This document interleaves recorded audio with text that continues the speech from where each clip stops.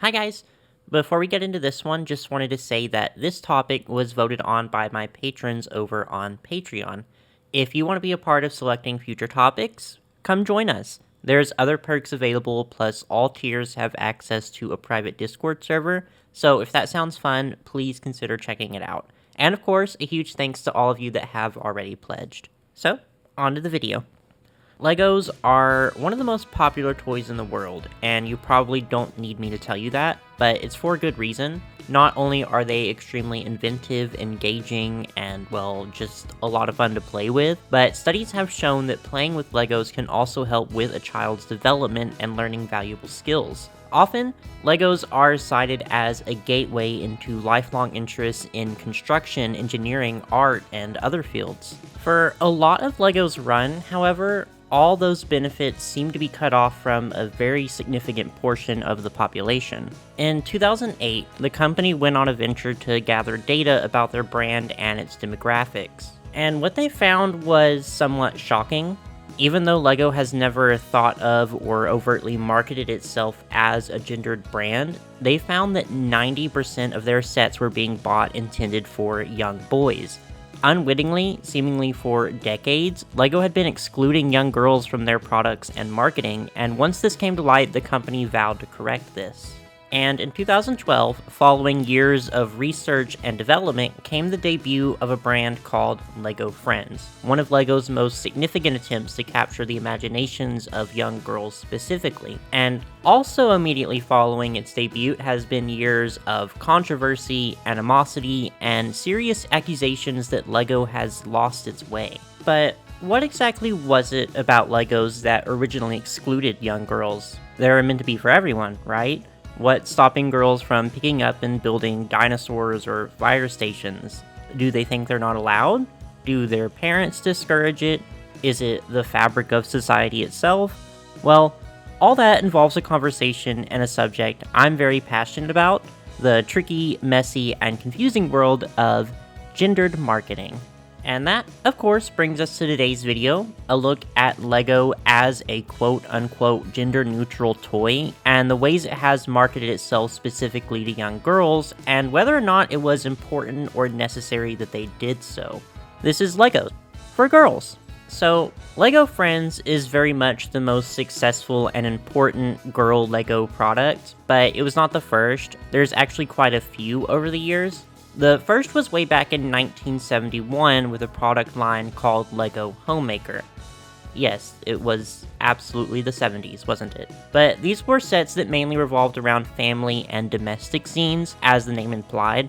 The packaging and marketing was not radically different from regular LEGO sets, but it did often feature young girls playing with them. LEGO Homemaker also featured figures that predate the typical LEGO minifigures. The ones for Homemaker were much larger and constructed out of LEGO pieces, though the more standard minifigures would later be integrated into the line as child and baby characters. And unlike future product lines aimed at girls, this one does not come off to me like an intentional effort to market towards girls. A lot of LEGO ads around this time already featured both boys and girls. It comes off more like they didn't think young boys would be terribly interested in building a living room or a schoolhouse, so they just decided it was more appropriate for young girls. But whatever the case, Homemaker was fairly successful. It lasted 10 years and released 32 sets. Later, in 1979, LEGO would launch LEGO Scala. Originally, these were sets themed around building jewelry and accessories and was very short-lived, being discontinued the following year. But in 1997, Scala would return with a different concept.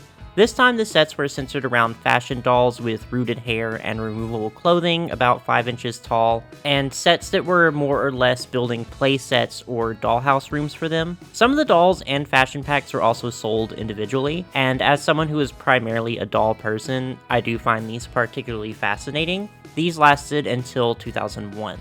In 1992, LEGO also launched Paradisa, which was a spin-off of the town theme, which would later become LEGO City.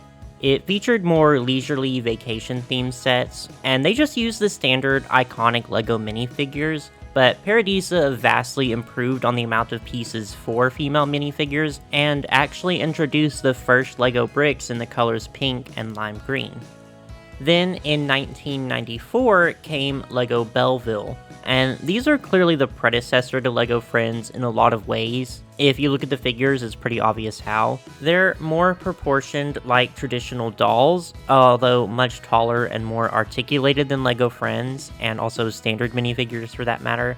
And the sets were frequently pretty fantastical, often revolving around fairy tales or castles or animals and such, but some everyday sets as well. These were also fairly successful, despite a lot of collectors not really remembering them very fondly, producing around 80 sets and lasting until 2009. And 2003 brought us LEGO Click-Its. You're a very stylish girl. Your weight, your style. Like the original run of Scala, it mainly revolved around the construction of functional, very early 2000s accessories and decor centered around a trio of characters named Star, Heart, and Daisy. It was only moderately more successful than Scala, lasting until 2006. And that more or less brings us up to 2012, the controversial launch of LEGO Friends. But before we get into what LEGO Friends is exactly, there is a certain lingering question here. First off, if LEGO has been a gender-neutral toy since its inception, why were there so many efforts made to appeal specifically to girls? Why were they considered necessary? Well, the fact is, as mentioned at the start of the video, young girls just weren't playing with standard LEGO sets. And why is that? A few reasons, really. One is, of course, parents, the people actually buying the sets. It doesn't matter how much a young girl wants to play with a LEGO set. If their parents believe that it's a boy's toy, they're not going to buy it. And trust me, as someone who grew up as a little boy wanting nothing but dolls and stuffed animals, I understand this struggle pretty intimately. And although LEGO might bill themselves as a gender-neutral toy, because gendered stereotypes are so ingrained into our culture, especially in toys, that means that A, neutrality is often mistaken for traditional masculinity, and B, that stereotypically masculine aesthetics are often thought of as the default, and therefore seen as neutral.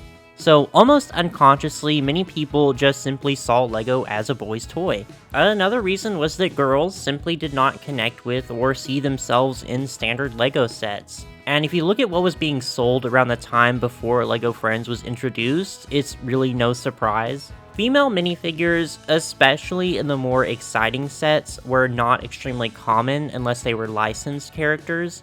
The cops, the firefighters, the helicopter pilots, they were usually absent of any major gendered characteristics, but as discussed before, that meant they were more easily identified as men. And starting sometime around the mid-2000s, LEGO nearly completely stopped featuring young girls in their ads and marketing campaigns. It also comes down to the different ways young boys and young girls engage with LEGOs and toys in general. When doing research for what would later become LEGO Friends, the company found through studies that although both groups enjoyed the building process, how they played afterwards differed greatly. Michael McNally, a spokesperson for LEGO, laid out these differences in a 2016 article for The Atlantic written by Adrian LaFrance. The article states that young boys viewed the sets as more of a backdrop for their imagined stories, where the girls were more interested in the interior and structure, and expressed disappointment that the sets were mostly empty or inaccessible on the inside.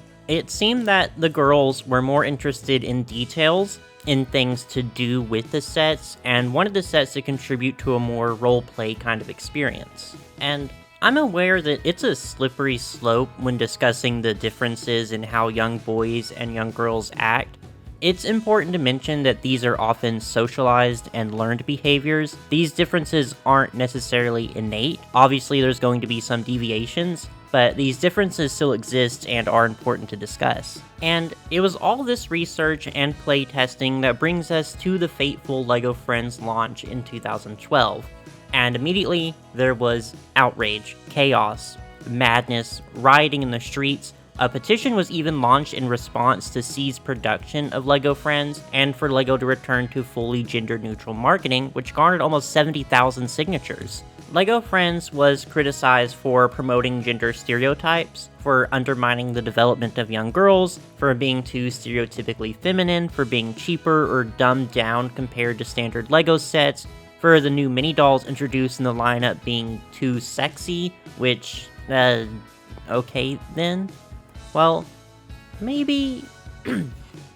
Anyways, the campaign for a commercial-free childhood describes LEGO Friends as jam-packed with condescending stereotypes, and adding sarcastically, your little princess won't need to worry her pretty little head about icky boy things like building. The Spark movement says, these kinds of toys aren't what girls want, they're what girls are told they should want. Feminine, frilly activities with little need for building. But what is LEGO Friends? We haven't really talked about that. Well, unlike previous girl-centric LEGO products, this one came packaged with an overarching storyline and a more centralized theme. It revolved around Heart Lake City and its inhabitants, namely 5 best friends, all with their own hobbies and personalities. Andrea, a perfectionist who loves performing, Emma, the quirky and creative artist, Mia, the outdoorsy nature lover, Olivia, the science genius, and Stephanie, the well-rounded natural leader. Early sets included the Butterfly Beauty Shop, the Heart Lake City Vet Office, Olivia's house, a convertible, a tree house, the City Park Cafe, etc. And I'm gonna go ahead and say it, I think LEGO Friends is good. And I'm not the only one to think so. Despite the media firestorm brought on by its launch, it just about doubled its sales expectations in the first year. LEGO Friends was a massive success. And many parents reported that their daughters, who previously had shown no interest in LEGOs, were going crazy for LEGO Friends and thoroughly enjoying building and playing with them. In my opinion, LEGO Friends is a really fun brand that combines all the best parts of past girl-centric LEGO product lines with the fun and engaging core LEGO experience. But a lot of people hated it because it was just like too pink or whatever. And personally, I think a lot of these criticisms were quite unfounded. See, LEGO Friends was no simpler than standard LEGO sets. In some cases, they were more complex and expensive to produce. There's a lot of very cool and impressive sets in the LEGO Friends lineup, actually. Building and constructing were still central parts of the toys. The mini dolls, too, were actually the product of some very specific research to see what young girls were most interested in. And the fact is, they just weren't resonating with the standard minifigures. Honestly, if LEGO could have gotten away with just including standard minifigures with parts they had already produced, they absolutely would have. But they chose to make something new, specifically for young girls to see themselves in. And yeah, if you look at these and the word sexy pops into your head, you probably belong on some kind of watch list. And not to mention, it introduced characters with varied hobbies and interests that were far beyond stereotypically girly things: art, science, robotics, martial arts, animal welfare, etc. These people just saw something that was traditionally feminine with figures that were very clearly girls and just assumed it was simple and shallow and dumbed down, which frankly says a lot more about them than it does LEGO Friends. It also follows the trend of girls' toys just being subject to much more extreme scrutiny than boys' toys. You know how fashion dolls supposedly promote unhealthy body images, but no one bats an eye at the unattainable physiques of Batman or Superman in the boys' aisle? LEGO had plenty of product lines aimed at girls outside of the standard brand, but also plenty aimed specifically at boys. Jack Stone, Bionicle, Ninjago, Chima, but none of these spawn petitions or media frenzies. There's no huge thank pieces on how these promote gendered stereotypes of how boys love weapons and fightings and explosions. And don't get me wrong, there's still some criticism to be discussed. At the end of the day, LEGO's biggest intention is to sell products, not to change the social landscape of gendered perceptions. And the existence of LEGO Friends as a separate brand does somewhat enforce the idea that standard LEGOs are meant for boys. And what of the boys who would appreciate LEGO Friends more? Is it right that they be excluded in the way girls were from standard LEGOs? Of course not. Personally, I would have loved LEGO Friends when I was younger. I mean, obviously, but at least I had Ello. Oh my god, does anyone else remember Ello? But there was another girl-centric LEGO product line introduced after LEGO Friends, which isn't discussed nearly as much. LEGO Elves. Like Friends, Elves had an established storyline with a cast of main characters, but a much more fantastical setting, featuring, of course, the titular elves with all their own magic powers and dragons and such, and it's really cool. I love LEGO Elves as well, and I also encourage you to check out the animated series made based on the sets, Secrets of Elvendell. It's like really good and has some gorgeous animation. I know LEGO Friends has an animated series too, but I haven't really checked it out yet, but a lot of people seem to really like it. But anyways, it's strange to me that LEGO Elves isn't really talked about a lot, especially in regards to criticisms of LEGO Friends. It seems to perfectly address all the issues these people had with LEGO Friends. A lot of the sets are really fun, action-packed, feature things not typically aimed at girls without alienating the audience, and also doesn't feature a ton of pink or purple in the marketing. It provides the most important thing to combat limited gender stereotypes, which is a freedom of choice. Maybe you want to ride horses or care for animals, or maybe you want to ride a dragon and battle the forces of evil. Both are equally valid. But that's assuming these criticisms were in good faith to begin with, or we're talking about like real problems. Even LEGO Friends evolved pretty quickly after the first year, and continues to evolve based on feedback and criticisms. Criticisms that were actually important, I mean.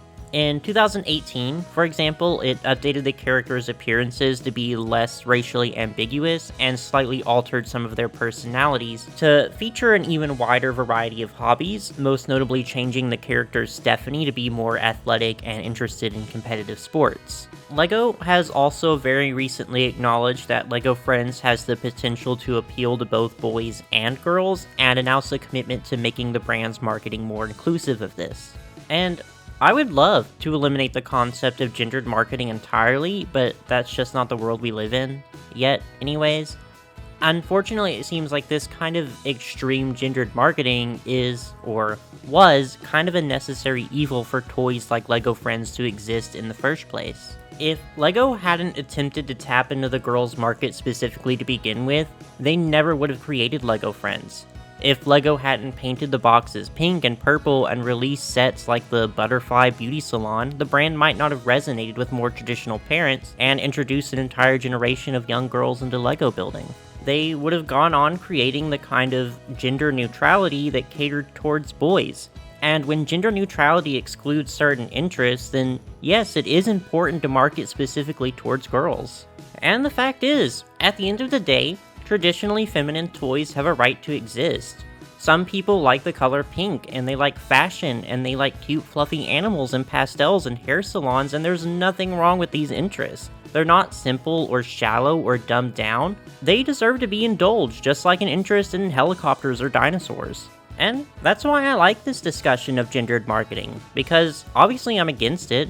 I wish I could have enjoyed all the stuff I loved as a kid without being told it wasn't really for me. But there's a broader discussion too that we should be able to have without physically recoiling at the sight of anything pink or glittery, because that's just enforcing again that there's a right and a wrong way to play. And maybe instead of pulling minifigures out of a traumatic fire, I just want to bake cookies and brush my hair in Heart Lake City. And what's wrong with that? But on that note, thank you so much for watching. This is obviously a topic I'm pretty passionate about, but let me know what you think. Do you love LEGO Friends? Do you hate LEGO Friends? And how would you like to see the brand improve in the future? But be sure to like and subscribe for any future Fashion Doll content.